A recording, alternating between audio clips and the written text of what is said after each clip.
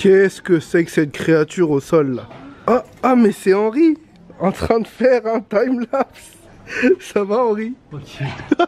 Comment ça va YouTube? Cet été, je suis parti pour la première fois à Hong Kong. Et comme j'ai beaucoup aimé, je vous ai fait une vidéo. C'est parti. Donc premier jour quand j'arrive, direct, qu'est-ce que je vois? Times Square, World Trade Center et une Lambo. Là, je me dis, c'est quoi ce bordel? Je me suis trompé de billet ou quoi? Ça a changé New York. Et en fait, non, certains quartiers sont juste très américanisés. T'as même un Hollywood Road et une avenue d'étoiles de stars asiatiques qui, comme par hasard, étaient en travaux quand j'y suis allé. J'espère au moins que c'était pour rajouter mon étoile parce que... What?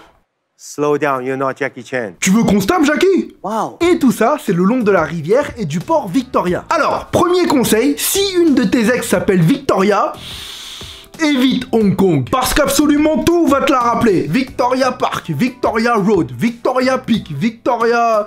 Secret. Très bel endroit celui-là. Tous ces lieux rendent hommage à la reine Victoria. Pourquoi? Attendez, je mets juste ma petite tenue d'historien. Voilà. La minute culture. Hong Kong a été pendant 155 ans une colonie britannique avant d'être rétrocédée à la Chine en 97, à la condition de garder ses systèmes en place. Ainsi, Hong Kong possède son gouvernement, a une monnaie différente du yuan, et comme en Angleterre, roule à gauche. J'ai failli me faire tuer 20 fois en une semaine en essayant de traverser. Sauf que la Chine a accepté ces termes pour une durée de 50 ans, et ça fait déjà 21 ans la rétrocession. À la fin de ce délai, la Chine pourra plus ou moins faire ce qu'elle veut. Elle peut laisser Hong Kong continuer à gérer ses bails de son côté, ou au contraire s'imposer. Et comme 70% de l'eau de Hong Kong vient de Chine, demander l'indépendance, c'est...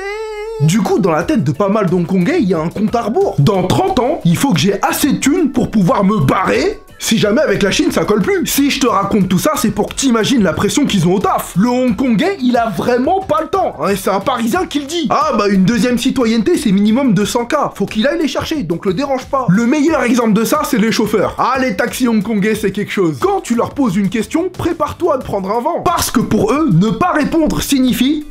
J'ai compris. Du coup, faut que t'apprennes à interpréter leur silence. Hello, I'd like to go to Lan Kwai Fong, please. Excuse me, Lan Kwai Fong. Lan Kwai Fong, do you know where it is? Zéro tergiversation. Tu veux aller quelque part, donne l'adresse, il y va, point. Y a pas de très bien monsieur, avez-vous un itinéraire préféré? Est-ce que je passe par le périph' ou Rivoli? Désiriez-vous des bonbons ou une bouteille d'eau? Non. Là, il aurait déjà eu le temps de faire une deuxième course. Le seul moment où un chauffeur hongkongais parle avec toi, c'est si t'es en déj de taxi pour rentrer le soir. Where are you going? One chai, could you take me please? How much do you pay? What do you mean, how much do I pay? Don't you have a meter? Ah, broken! 500 and I go.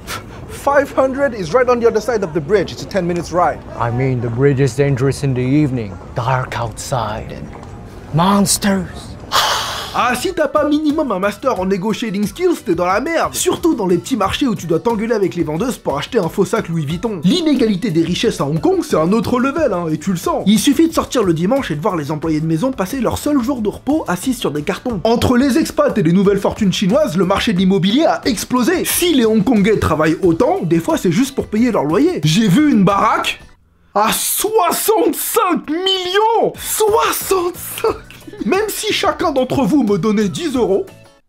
D'ailleurs, ce serait sympa que vous fassiez ça. 180K le mètre carré. À mon cul, t'as un château. Après, j'avoue, la terrasse est pas mal. Bref, trêve de mondanité, on va parler de la ville et je vais vous donner quelques conseils. Déjà, c'est magnifique, hein, surtout la nuit. Donc n'hésitez pas à monter sur des rooftops pour profiter de la vue. Mais la journée, ne restez pas que sur le continent comme des flemmards. Checkez aussi les îles autour. Notamment celle de Lantau, où il y a un village de pêcheurs, un Bouddha géant, des temples somptueux, une plage...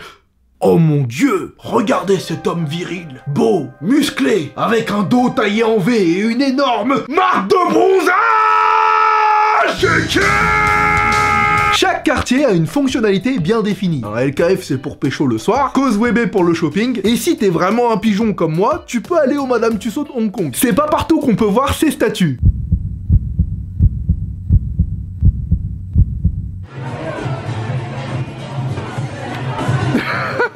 Des fois, malheureusement, à LKF, ça n'aboutit pas, et tu dois changer de stratégie. Du coup, un soir, j'ai téléchargé Tinder parce que j'avais la dalle, et j'ai matché avec des ladyboys thaïlandais. Oui, oui, LB, 18 cm, never try, never know. 500 and I go. Niveau bouffe, oh là là là là là là là là là là là là. Voilà, t'as toutes les adresses. J'ai tellement mangé, j'ai eu des crampes à la main dès le deuxième jour à force de tenir des baguettes. Si tu veux conclure avec une meuf à Hong Kong, ne l'invite surtout pas au resto, hein, parce que vous arriverez plus à bouger après. Et enfin, dernier conseil, celui-là il est primordial, prenez du smecta. Parce que Hong Kong, c'est punk hazard. Comme ils foutent la clim à fond absolument partout, et surtout dans les centres commerciaux, tu passes sans cesse du chaud au froid et vice versa. Du coup, pour peu que t'aies l'estomac fragile, si t'as pas prévu le coup, tu risques de finir comme mon frère.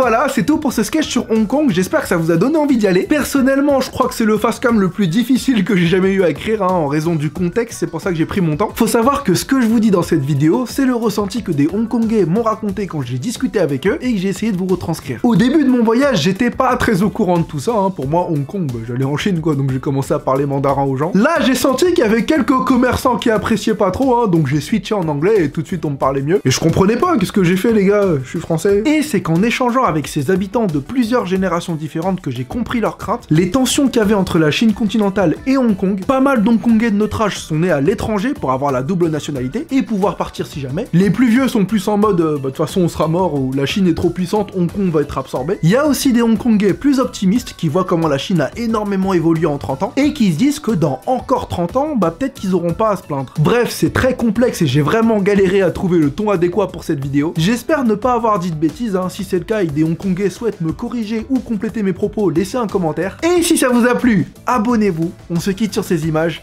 du porc parfumé. Non mais c'est pas un plat, je te parle de la ville.